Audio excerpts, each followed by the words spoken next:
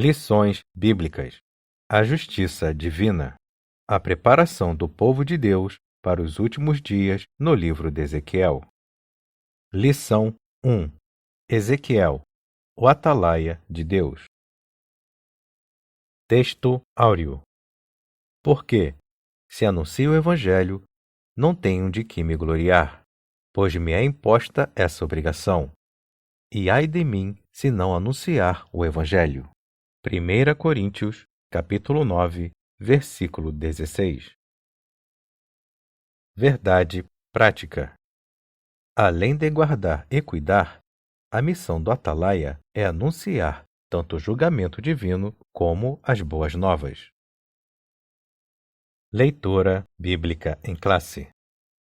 Ezequiel, capítulo 3, versículos de 16 a 21 e 27. E sucedeu que, ao fim de 7 dias, veio a palavra do Senhor a mim, dizendo: Filho do homem, eu te dei por atalaia sobre a casa de Israel, e tu da minha boca ouvirás a palavra e os avisarás da minha parte. Quando eu disser ao ímpio, certamente morrerás, não o avisando tu, não falando para avisar o ímpio acerca do seu caminho ímpio, para salvar a sua vida, aquele ímpio morrerá na sua maldade, mas o seu sangue da tua mão o requerirei.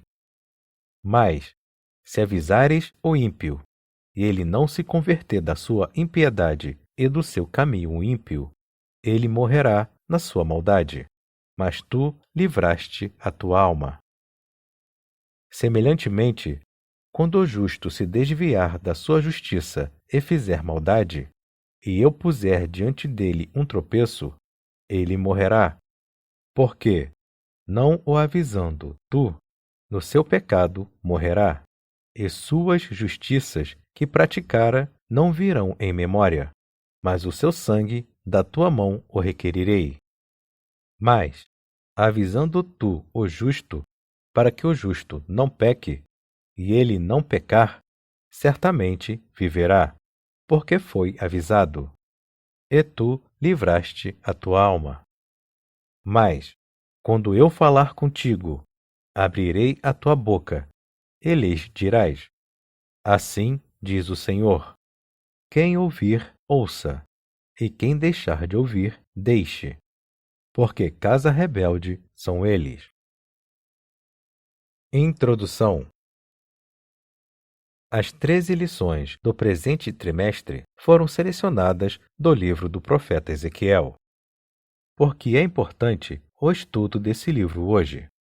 Primeiro, porque desde o primeiro capítulo até o último, ele nos leva a refletir a respeito da soberania de Deus em nossas vidas e na vida das nações. Segundo, porque o livro nos leva a uma avaliação contínua sobre o nosso relacionamento com Deus. A presente lição trata da responsabilidade dos atalaias constituídos por Deus, ontem e hoje. Tópico 1. Sobre o livro de Ezequiel.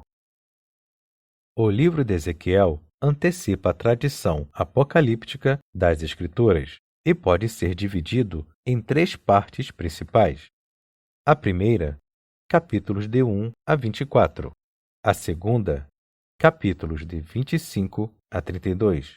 E a terceira, capítulos de 33 a 48. 1. Primeira parte. Essas profecias foram entregues ao profeta antes da destruição da cidade de Jerusalém, do templo, e ocupa os primeiros 24 capítulos do livro. Nessa parte está a visão inaugural do ministério profético de Ezequiel, quando recebeu a visão da glória de Deus. Os discursos dessa primeira parte do livro são predominantemente de ameaças e juízos contra a prostituição e idolatria do povo. A mensagem traz também uma série de advertências aos falsos profetas, aos reis de Judá e aos sacerdotes. 2. Segunda parte. Depois dos pronunciamentos de juízo contra Judá e Israel, os oráculos divinos são direcionados contra as nações vizinhas: Amon, Moabe, Edom, Filístia, Tiro, Sidom e Egito. Isso revela que Javé não é somente o Deus de Israel, mas também de todas as nações, soberano em todo o universo. 3. Terceira parte. Começa com a notícia da queda de Jerusalém. Os oráculos dos capítulos 33 a 39 falam do retorno dos judeus de todas as partes do mundo à terra de seus antepassados, incluindo a visão do Vale de Ossos Secos. São profecias sobre a restauração nacional, que se cumpre em Israel na atualidade, e sobre a regeneração espiritual de toda a casa de Israel. As profecias dos capítulos 38 e 39 falam da invasão e derrota de Gog e seu bando à Terra Santa. O livro de Ezequiel termina com a visão do novo templo e da redenção para Israel e toda a humanidade, como resposta à primeira visão. Sinopse 1. O livro de Ezequiel pode ser dividido em 3 partes principais. A primeira parte, capítulos de 1 a 24. Segunda, capítulos de 25 a 32. E terceira, capítulos de 33 a 48. Tópico 2. Sobre o profeta. As poucas informações sobre a vida pessoal de Ezequiel estão nos relatos entrelaçados nas profecias registradas no livro. Ele não é mencionado nos outros livros do Antigo Testamento. 1. Identidade. Seu nome hebraico é Iesqueel, fortalecido por Deus, e não aparece nos relatos dos reis e das crônicas. O pouco que se sabe a respeito dele é o que lemos no livro que leva o seu nome. São alguns detalhes de sua vida pessoal. Esses fatos aparecem para ilustrar a situação exílica de seus compatriotas na Babilônia. Ele viveu entre os exilados na Babilônia e iniciou seu ministério ali, no cativeiro, quando completou 30 anos de idade, no 30º ano. Não se sabe a data exata do fim do seu ministério, mas, com base nos dados cronológicos apresentados no livro, sabemos que o seu ofício durou cerca de 22 anos. 2. Procedência. Ezequiel era de Jerusalém e pertencia a uma família sacerdotal, filho de Buzi. Ele foi levado para a Babilônia na primeira leva de deportados em 597 a.C., quando o rei Nabucodonosor depôs Joaquim do trono de Jerusalém, levando-o para a Babilônia e pondo Zedequias, seu irmão, em seu lugar. Daniel estava também entre eles. Enquanto Ezequiel vivia entre os exilados e exercia o seu ministério profético entre o povo, Daniel servia na corte de Nabucodonosor e Jeremias profetizava em Judá para o povo de Jerusalém. Sinopse 2. O nome do profeta Ezequiel significa fortalecido por Deus. Ele era de Jerusalém e pertencia a uma família de sacerdotes. Tópico 3. Sobre o Atalaia. 1. Atalaia. É uma palavra feminina de origem árabe. At-talati, lugar alto. A função do Atalaia é descrita em 2 Samuel, capítulo 18, versículos de 24 a 27 e 2 Reis, capítulo 9, versículos de 17 a 20. E melhor ilustrada pela parábola de um militar posto como sentinela. Essas atividades são empregadas no Antigo Testamento aos profetas de maneira metafórica por causa da responsabilidade da sentinela militar e do profeta de avisar sobre o perigo. 2. O fim dos 7 dias. O profeta se refere à primeira visão com a qual inaugura o seu ministério profético, que ocupa todo o capítulo 1, a visão da glória de Deus. Há uma mudança brusca do gênero literário apocalíptico nessa visão da carruagem para o estilo típico dos profetas. Veio a palavra do Senhor, ao introduzir o seu chamado para ser atalaia. O fim dos 7 dias deve ser o tempo que ele esperou para recuperar suas forças depois do impacto da visão da glória de Deus. 3. A expressão Filho do Homem. Deus não se dirige ao profeta pelo seu nome, mas como Filho do Homem. Em hebraico, Ben Adam aparece 93 vezes ao longo do livro e 6 vezes só no capítulo 3. Nenhum outro profeta recebe esse título. Isso faz lembrar a natureza humana fragilizada e pecadora, ao passo que Deus é o Senhor da glória. Somente o Senhor Jesus usava esse título se referindo a si mesmo nos 4 evangelhos a partir de Mateus, capítulo 8, versículo 20. O título vem acompanhado de artigo, pois Jesus é o Filho de Deus e, ao mesmo tempo, o Filho do Homem. Adão é o cabeça da humanidade pecadora e Jesus é o cabeça da humanidade redimida. Todos os que creem em Jesus Cristo recebem vida eterna. 4.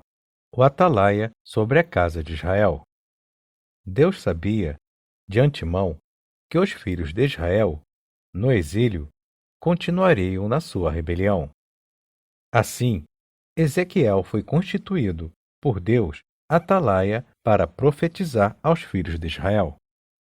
Ele não esperava resultado de sua pregação. Seu propósito era advertir os filhos de Israel, pois hão de saber que esteve no meio deles um profeta. Sinopse 3. Atalaia significa lugar alto.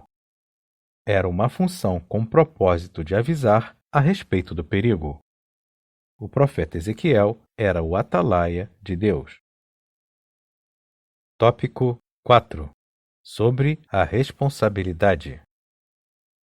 A responsabilidade do profeta como atalaia sobre Israel se assemelha à nossa como cristão, na qualidade de mensageiro das boas novas de Cristo.